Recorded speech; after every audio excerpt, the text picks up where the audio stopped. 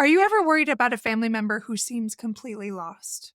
Well, today's episode is all about finding hope in challenging situations, and we're going to explore some real life stories of unexpected transformations, including my own, and discuss practical ways to support your loved ones without sacrificing your well being.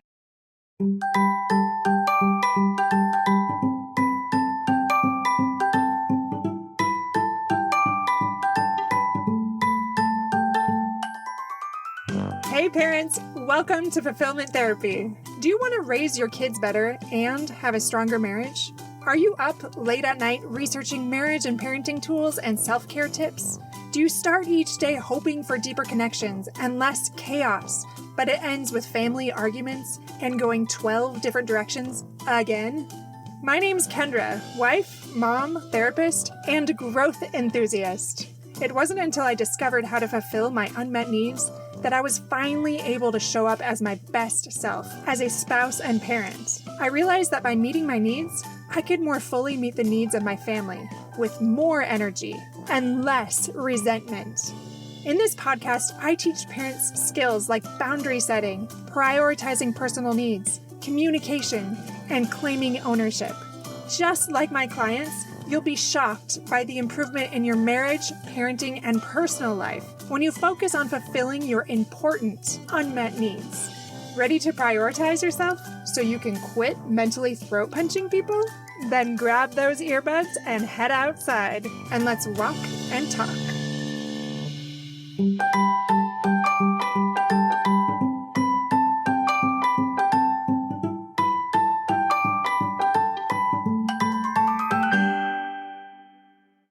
Welcome back to Fulfillment Therapy, the podcast dedicated to helping parents improve their mental health, wellness, and life fulfillment. I'm your host, Kendra Nielsen, and today we're discussing a topic that resonates with many overwhelmed parents and spouses, which is finding hope and letting go when our loved ones struggle. I want to start by sharing a personal story that illustrates the incredible potential for change, even when things feel hopeless. When I was a teenager, I was far from a model student. Honestly, and embarrassingly enough, I skipped school quite a bit. I hung out with a rough crowd for a little while there, and I barely graduated. I think I graduated with something like a 2.4 GPA. My mom was worried about my future. But a pivotal experience at a camp put on by my church really changed everything for me. I met peers who shared my beliefs, and for the first time, I didn't feel alone. This led to a complete 180 in my life.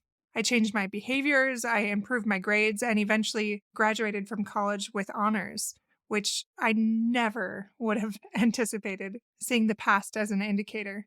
So this transformation was not easy. It was not smooth, but it does show that we never truly know the end result.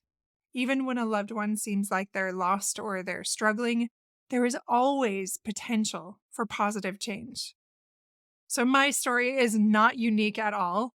History is full of examples of people who showed little promise early on, but went on to achieve great things. I love those stories. I soak them up because it gives me hope even still that so much is possible, not only for me, but for my clients, for my loved ones, for other people that I care about. Now, I know you know a few of these examples, but I want to share them with you because they're wonderful reminders of what is possible. So you've probably heard a little bit about Albert Einstein. He was often talked about as being a poor student, and he really struggled with the rigid educational system during his time. He failed his first attempt at the entrance exam for school, yet he went on to completely revolutionize our understanding of the universe with his theory of relativity. I was actually just reading something else recently that talked about what a terrible teacher he was because he was just so far beyond what his students could understand, and he was very unimpressive in that way. And that just kind of makes me laugh because we all have our areas of genius, and yet he was not a great student and he was a terrible teacher, but he completely changed our world. Another example you've probably heard of is J.K. Rowling. Now, before becoming one of the world's most successful authors, she was a single mom living on welfare. She faced so many rejections before Harry Potter was finally published, And her journey, especially from that struggle to that success, is a major testament to perseverance. You probably have also heard a little bit about Steve Jobs. Well, he dropped out of college and was once fired from the company that he co-founded. I really liked a documentary on this that when I was watching it, I was just dumbfounded by all of this. And yet he returned to lead Apple and become one of the most valuable companies in the world. And he revolutionized multiple industries along the way. Or what about Walt Disney? He was fired from his first job at a newspaper for, I love this part, lacking imagination. Later saw his animation studio called Laugh-O-Gram go bankrupt. But he did not let this deter him. He later moved to California and co-founded the Disney Brothers Studio and eventually created some majorly iconic characters and theme parks and became a global entertainment legend. Well, another one of the big ones is Michael Jordan. Cut from his high school varsity basketball team as a sophomore, that rejection deeply motivated him to becoming one of the greatest basketball players in history and an NBA Hall of Famer. Now, these are all quite extreme examples, I get that. And yet it reminds us of what is possible as we are becoming. And we never know what that thing is that's going to be fuel for us to take us to the next level. It's natural to want to control and to fix everything for our kids. But sometimes that most powerful thing that we can do is simply to let go. And here are some simple strategies to do that because I know firsthand from talking with my clients that that is no easy task. And I know that from being a mother myself. But the first thing that you can do is practice that unconditional love. This is where you show your loved one that your care or your support are not dependent on their achievements or their behavior. And this creates the safe space for them to grow and change. And as I was coming up with this episode, I was thinking about what really helped me in that stage to pivot to gaining that momentum and being able to change my life around. The second thing you can do might sound a little trite, but it's what helped me. You can be an earthly angel. So, like those that helped me along the way, you can be a positive influence.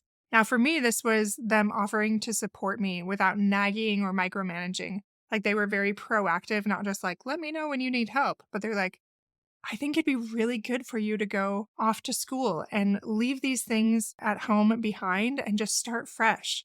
And I'm going to help you do that. Like they would get my buy-in. They wouldn't just like make me do things, but they would ask me questions. They would counsel with me. They'd listen to me. And then they would help me carry those out because I didn't have the confidence yet to do some of those things. I needed hand-holding a little bit, but first they needed to get my buy-in. Now, with some people, you might be able to be more effective and less so with others. So, for example, if they have somebody that they just really admire, this child of yours, and they're not going to be receptive to you, they might be receptive to that person. And you can reach out to them and be like, hey, these are my concerns. This is what I'm wondering about. And it takes a village to raise a child. And I noticed that you're really effective with them. Is there any way you'd be willing to have that conversation or find out what it is that can be done to help them move to that next step that will help them thrive? Something like that. Another thing you can do is break things down. So help your loved one tackle those challenges by breaking them into small, tiny steps because likely they just feel like it's impossible, like I did. Like I was too far gone. There's no way I could get into school. There's no way I could possibly change my grades around or change my social circle or any of those things. It just felt too big and too much. So again, if you don't feel like you can reach them, you can help introduce somebody else to them that might be able to reach them. Another thing you can do is foster that belonging. Remember, that was what was really pivotal for me in changing my life around. So you can help them find a community or maybe activities where they can connect with like-minded people or people that they could become if they're hanging out with the wrong crowd. So this could be a faith group, this could be a hobby club, or a service organization, whatever it might be. Just get their buy-in though, and don't force them, but explore that with them. And maybe you're not the best person to have that conversation. Maybe somebody else could have that conversation with them if they're feeling like maybe your love has been a little bit conditional in the past, or if they feel estranged from everyone right now as they're disappointed in themselves. Remember, my friends, change is always possible, even if it's not visible right now. I was pretty pathetic, and I don't mean that in a terrible way. Like, looking at me, nobody would have had a lot of confidence or hope in me, and there was no reason to think that I would change anytime soon. Now let's talk about the art of letting it go, the hardest thing for us to do. So letting go does not mean giving up, my friends. It means accepting that we can't control everything and focusing on what we can influence. So here's just a few tips on how to do that. You can focus on your own growth or your own side of the street. Use this time to work on your personal development, and as you become more fulfilled, you'll be better able to help those around you, your loved ones, your child, whoever that might be. You can also practice mindfulness. This again is not a trite thing, but it actually works. So you can stay present in the moment instead of ruminating so much and worrying about the future or your loved one. You can practice that deep breathing, and you can practice those mindfulness exercises to be able to let go. And also, last but not least, seek out a therapist if you need help. Seek out a community to help both you and your child thrive if you're stuck. There's no shame in that. And if anything, it is so beautiful because it's an opportunity for growth. And when you put aside your pride, you open up the doors for you and your family to heal in ways you never imagined. Eckhart Tolle says this: sometimes letting things go is an act of far greater power than defending or hanging on. So this is especially true when it comes to our loved ones' journeys. There's so much more power in that than defending or hanging on. But it is not easy. I recognize that. How do we maintain hope? So in those dark times, it's crucial to maintain that hope in our child or in our loved one, and here's why. Hope is a catalyst for change. It gives us the energy and the motivation needed for that transformation. I think back on my experience and how bleak everything looked.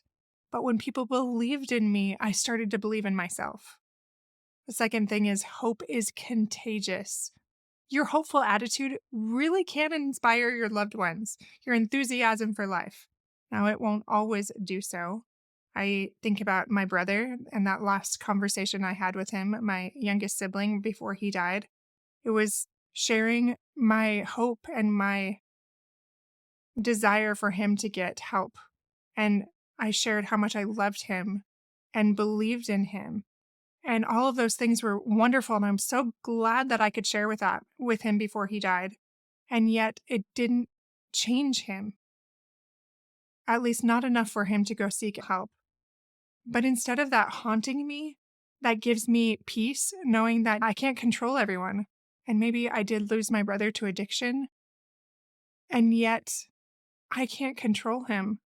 But anytime you give someone else hope, there is beauty there. All is not lost. Now, maybe my brother is not around still to grow and to thrive, and I didn't fix everything with sharing that hope with him. And yet I believe there's opportunity in the future. I know we all have different beliefs here, but I believe that there's more to this story and that there will be opportunities in the future for more healing. The third thing about maintaining hope, that hope reduces stress. So when you maintain that positive outlook, that can significantly reduce your own stress levels.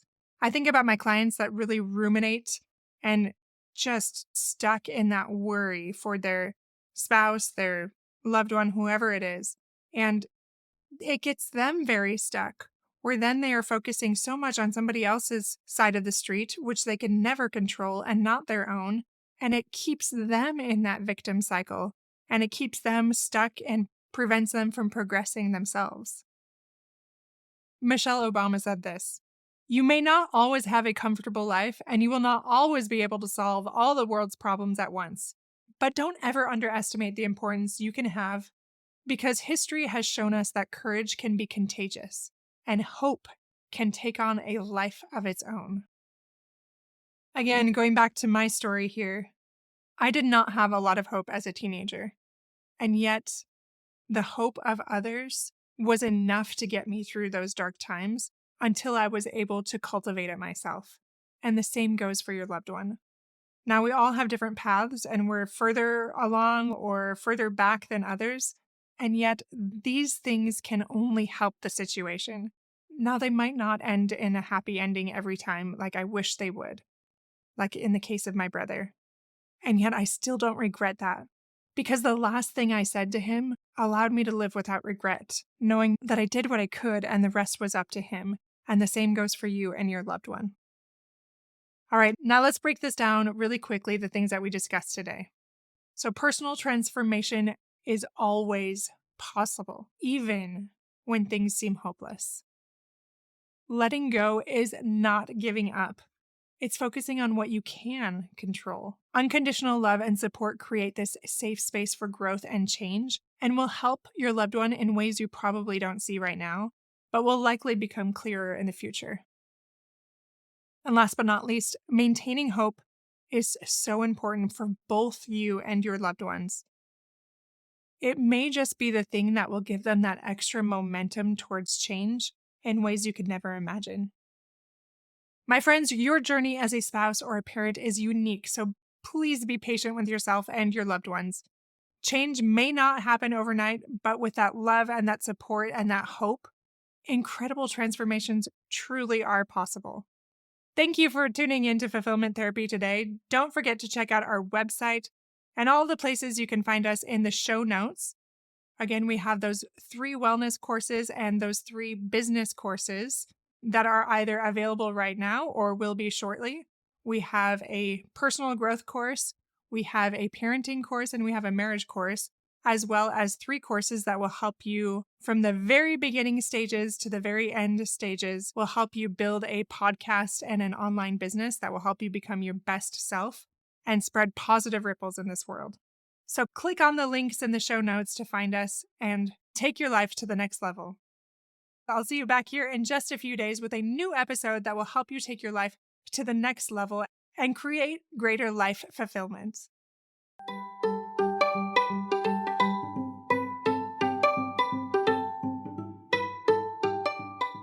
Hey friends, I hope you enjoyed today's episode. If you did, chances are someone else would too. Would you take 30 seconds to share this with a friend who's looking for greater family fulfillment? And while you're sharing, tell me what you think about the show by leaving a review on Apple Podcasts. It refuels me when I hear this podcast is helping you, no matter what your house or your hair looks like.